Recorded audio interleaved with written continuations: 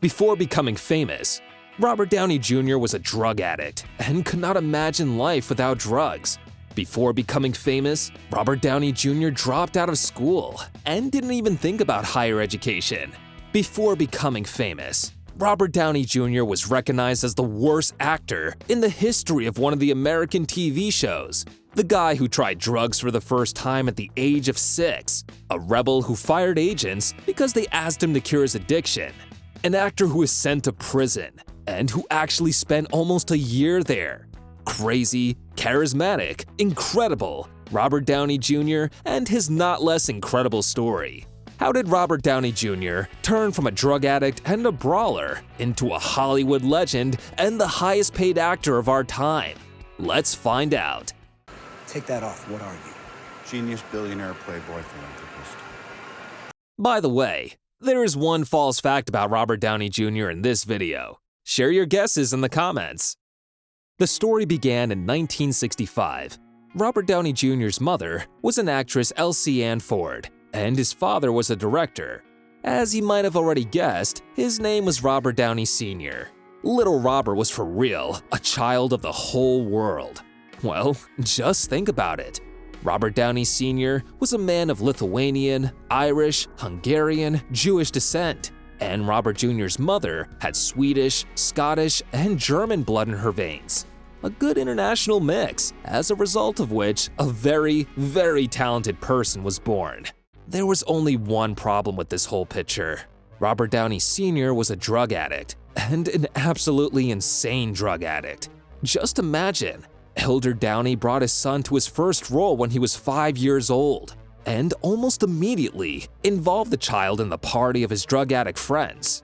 Next fact is simply mind-blowing, so get ready for it. Robert Downey Jr. smoked his first cigarette with light drugs at the age of 6. The child started smoking weed at the age of 6, and by the age of 8, drugs became an absolutely everyday thing in the life of little Robert. At the age of 8, Robert Downey Jr. was already a drug addict. I think it was 7, 8, or 9, and you know, it's so funny because, here's the great thing, is that the buck gets to stop here, you know. Usually such stories end very badly, somewhere out of normal society. The fact that the child simply did not go crazy is already a great happiness. In any case, it was real madness. Robert Downey Jr. later recalled that when he was a child, there were about as many drugs in his parents' drug house as there was food. Kilograms and kilograms of all kinds of drugs. And the father did not care at all how such a lifestyle affects his own child. Oddly enough, this situation had one incredibly positive side. The father had a wonderful relationship with his son, and they understood each other very well. Robert Downey Jr. would later describe it in the following words. "I thought that when my father and I used drugs together, that was how he showed me his love." Well, I think the comments here are redundant. At the age of 13, Robert Sr. and his wife separated. Downey Jr. began to live alone with his father. There were even more drugs in life, and addiction, which became the norm, was only progressing. At the age of 17, Robert Downey Jr. left school and decided to devote himself entirely to acting. Having grown up in the family of a director and an actress, the boy simply could not imagine another fate for himself. Nevertheless, the first 3 years of independent adulthood were not a dawdle. Roles came up only in the theater, and starting a career in big cinema still did not work out. Robert Downey Jr. had to keep taking money from his father, because no one canceled drug addiction, and it was necessary to buy various narcotic substances. In that situation, the father understood his son very well, and paid him for his drugs. What a parental care! It's not like buying balloons with a cake for a birthday. It's hard for me to hold it because I've been arrested so many times. Anyhow, even really high Robert Jr. had more acting talent and charisma than most average actors of our time do. It was because of these qualities that he, for example, started an affair with Sarah Jessica Parker. The relationship, however, was doomed, because for a long time in Robert's crazy life, even the woman most in love with him in the whole world would not want to be there. 1985 was a breakthrough for the actor. Downey Jr. celebrated his 20th birthday with a successful casting for a role in one of the most popular late-night shows in the United States of America. It seemed like real happiness and a breakthrough, but it turned out to be a failure. That season of Saturday Night Live was the worst ever. All ratings dropped to historic lows, and Downey Jr. was recognized as the worst actor in the history of the show. The worst out of 150 candidates. Not what you would expect. But this, in fact, is not so important. Failure or success is not that important at all. The main thing is to get on TV screens. The main thing is that directors and screenwriters see you.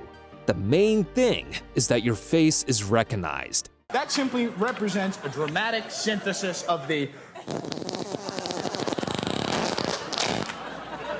Robert began to be called for give or take good roles, and he even landed the main role in the film Home for the Holidays, directed by Jesse Toback. The melodramatic comedy, of which there are hundreds, was an absolutely passable picture.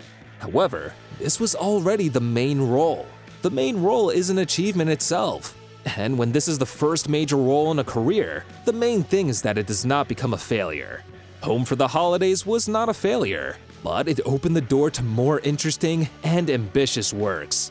In the same year, the shooting of the film Less Than Zero began, where Robert Downey Jr. had to play, in fact, a copy of himself, a young drug addict who loses control over his life, and in the end says goodbye to this life because of his addiction.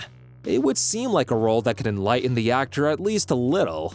However, he didn't care. In his life, Robert Downey Jr. kept on seeing no problems. He continued to take drugs before filming, after filming, and even during filming. Yes, they tried to reason with him, but no one succeeded. Neither friends, nor professional colleagues, nor even an agent. The same agent almost convinced Robert to go to rehab, but after a couple of days, Downey escaped from the hospital. And on the same day, he just fired the agent. How about such a thanks? At the same time with the drug life, the career kept going. Robert regularly received various roles in films of categories B and B+, worked up a portfolio, and was fixed in the list of promising talents of Hollywood. The moment of rising to a higher level was only a matter of time, and this moment came in 1992, when director Richard Attenborough entrusted Downey Jr. with the serious dramatic role of Charlie Chaplin in a biopic about the iconic personality. The rank of this movie was 2 heads higher than anything that Downey Jr. had previously starred in. The task was just as difficult, but the actor coped with this challenge brilliantly. Getting into the image was so chic that from time to time, it was simply impossible to believe that it was not the real Charlie Chaplin on the screen. For such an exquisite work, Robert Downey Jr. finally got everything he wanted. He was nominated for an Oscar and the Golden Globe, was included in the tops of the most promising actors in Hollywood, began to be offered roles in high-budget films, large fees, and filming with the best directors of that time. Yes, of course, Al Pacino took the Oscar and the Golden Globe that year. However, it was not important. Robert Downey Jr. was talked about, but at the same time, more and more attention was paid to his life. And this was a problem, because what was previously hidden ended up being revealed. We were very far into the filming, and I was very frustrated. I felt like I hadn't captured any of him physically yet, and so after we did that scene... In 1993, Robert married Deborah Falconer. In the young family, a son, Indio, was born. However, this had no effect on drug usage. There were more and more cool new roles, even truly cult ones, such as in the thriller Natural Born Killers. But the problem of addiction was becoming colossal. The period from 1995 to 2004 was a real fall into hell for Robert Downey Jr. It all started with a promise. Downey promised his wife to stop using drugs in order to save the family. But, of course, he was not going to keep it. Addiction only progressed, and long ago had passed into an uncontrolled state. Robert Downey switched first to amphetamines, and then to heroin. He began to understand that heroin is something that cannot be controlled, but he just couldn't control it. There was little understanding. Life became a mad rush between rehabilitation centers, filming in movies, and another drug binge on the verge of life and death. The wife, however, despite the constant threats, still did not leave her husband and tried to save the family to the end. Robert was incorrigible. The only thing he wanted at that time was to inject something cooler and stronger into his vein every 20 minutes. The woman could not stand it and eventually moved away from her husband with her son, and Downey embarked on one continuous bad trip. The police caught him naked in a car when he was under the influence of hallucinogens. He constantly changed rented apartments because the owners did not want to tolerate a drug addict in their home. He was picked up sleeping on the street. Meanwhile, as if nothing was happening, he acted in films every year. His talent was so great that the directors didn't give a damn about the drugs. Everything changed when Robert Jr. was stopped by the police. Of course, he was driving high on drugs, with heroin, crack, and a loaded firearm in the trunk. It was the first major arrest, an arrest that should have made a difference. However, Downey didn't care about it. While the trial was being prepared, the actor once again injected himself with a dose of heroin, and in a high mood, entered the neighbor's house and went to sleep in the crib in the same house. Nice entertainment, don't you think? He was arrested again, imprisoned for 10 days, and released. And at the court, they awarded rehabilitation, put him under observation, and obliged him to take regular drug tests. It might have worked with a less wealthy person, but Robert still had a lot of money that he could have used to buy heroin or amphetamines.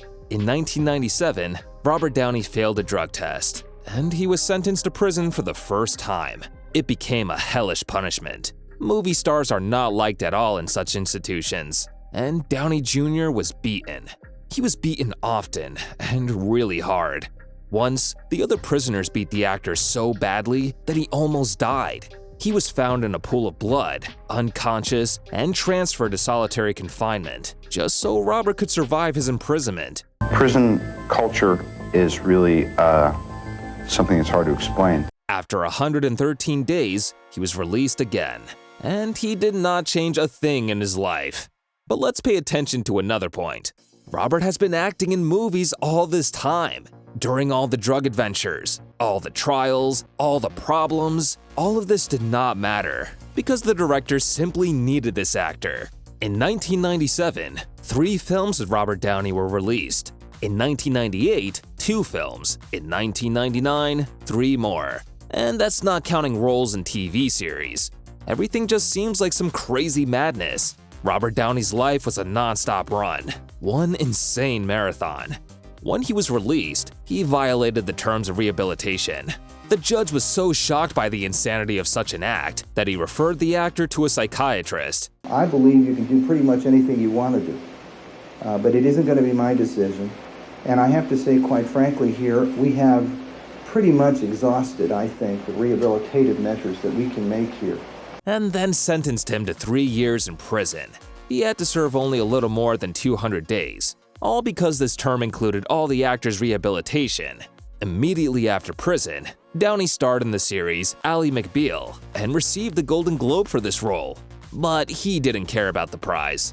He was found again barely alive from a drug overdose in his hotel room. And this time, the trial was as harsh as possible. 4 years in prison was a sentence that meant the collapse of the actor's career and life. It seemed like it was the end. But Robert was saved. Saved by people, and saved by a happy accident. You know, I needed to be intervened on. While the trial of the actor was ongoing, the laws in the USA were softened, so the imprisonment was replaced by rehabilitation at the last moment. And although no one wanted to give him roles in even the smallest films, there was a person who was ready to save the career of a talented actor. His name was Mel Gibson. Downey had known this man for a long time. Gibson always supported the wayward actor, and at a critical moment, did not turn away from him. He produced the film The Singing Detective in 2003, and he himself wanted to play the main role in the picture. However, when he realized that Robert Downey would not be sent to prison, he immediately took him into his project. What is more, even for the main role, and he himself took a secondary place. The picture was successful. Downey, as always, managed everything perfectly. Other producers began to call him again, and the actor himself passed a certain point of no return. Gibson's act changed something in the actor's mind. Robert began to try to slowly give up drugs and use something less and less often. He finally ended up growing up mentally. In the same year, he starred in the film Gothica, where Robert met producer Susan Levin, with whom he fell head over heels in love. Because she's the only person in my entire life and career who I can nail it on a take. She finally pulled him out of the swamp of drugs because she set a condition. If you want to date me, give up the drugs, once and for all. And Robert did it. Everything was leading to this. He has changed. On the last day, Robert took all his stash of drugs and threw them into the ocean. And he himself voluntarily enrolled in a rehabilitation center, where, finally, he was able to overcome addiction. He regained his glory. He started to get his reputation back. In the following years, after marrying his beloved Susan, Robert Downey revived his career. And in 2008, he starred in the film Iron Man, based on the Marvel comic book, and became a world-class star. He became Tony Stark for the whole planet. He became an actor of the first magnitude. After some time, he received the biggest contract for one role in history and became an icon of millions. He became famous, but not because of drugs, but because of willpower and acting talent. He returned from the other world to create many beautiful images in order to become the idol of not even millions, but billions of people. Everyone heard at least once about Tony Stark, Iron Man and Avenger, Billionaire, Playboy, Philanthropist. This is the story of the fall and rise, the story of a true victory over oneself. And I am Iron Man. And what do you think about the life and fate of Robert Downey Jr.? Write about it in the comments. Like, subscribe to the channel, and look forward to the new videos. We have tons of more amazing celebrity stories for you.